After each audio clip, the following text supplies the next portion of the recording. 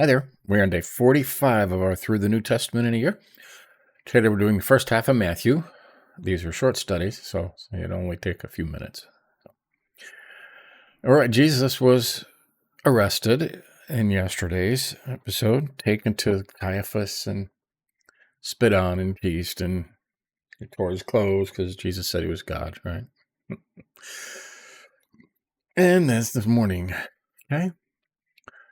When morning came, all the chief priests and the elders of the people took counsel against Jesus to put him to death, and they bound him and led him away and delivered him over to Pilate, the governor. Okay, Rome is the only one that could do that. So Judas hangs himself.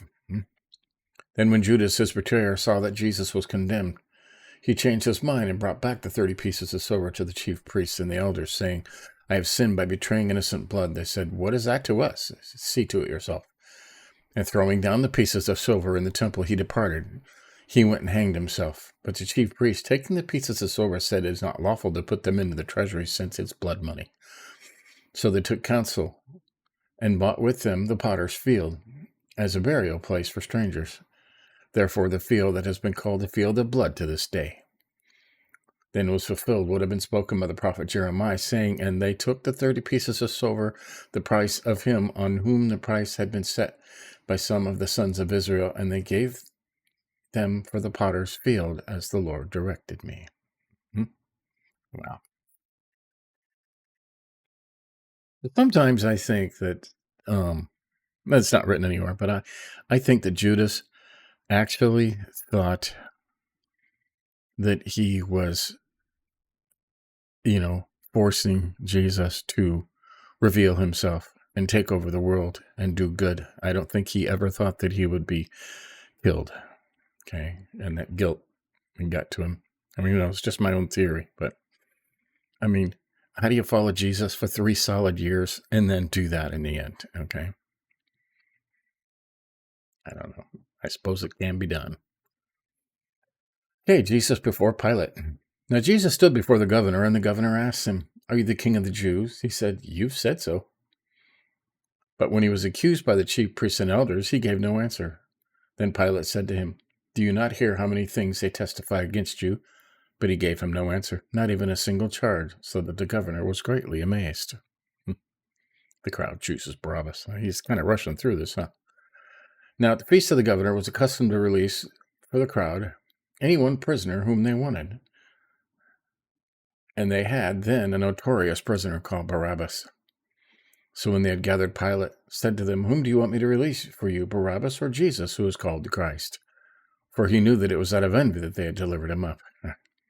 Besides, while he was sitting on the judgment seat, his wife sent word to him, have nothing to do with that righteous man, for I have suffered much because of him today in a dream. Right. Now the chief priests and the elders persuaded the crowd to ask for Barabbas and destroy Jesus. The governor again said to them, which of the two do you want me to release for you? And they said, Barabbas. Pilate said to them, then what shall I do with Jesus, who is called Christ? And they said, let him be crucified. And he said, why? What evil has he done? But they shouted all the more, let him be crucified.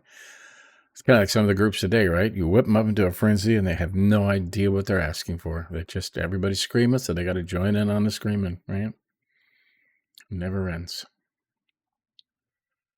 Pilate delivers Jesus to be crucified.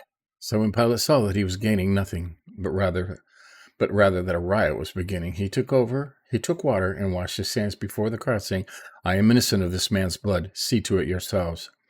And all the people answered, his blood be on us and on our children. Then he released for them Barabbas, and having scourged Jesus, delivered him to be crucified. Wow. Crazy, huh? That part should affect you if you are Christian and you love Jesus. So, that's that part, and we will... Tomorrow, Jesus is mocked, and the actual crucifixion and the death of Jesus tomorrow.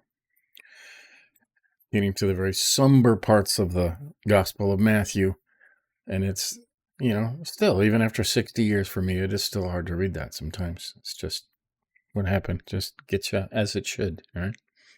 You should be eternally grateful because Jesus knew from the beginning everything he would go through, and he told his apostles many times, and they just didn't hear it, okay? He told him many times what would happen, and he knew, and he went anyways, okay? He didn't have to go to Jerusalem, okay? But he did. And that's what happens, all right? So, there you go. Give us a like if you think about it. Catch up on anything you may have missed, or read Matthew and catch up with us when you can. But until tomorrow, we'll keep going. See you then.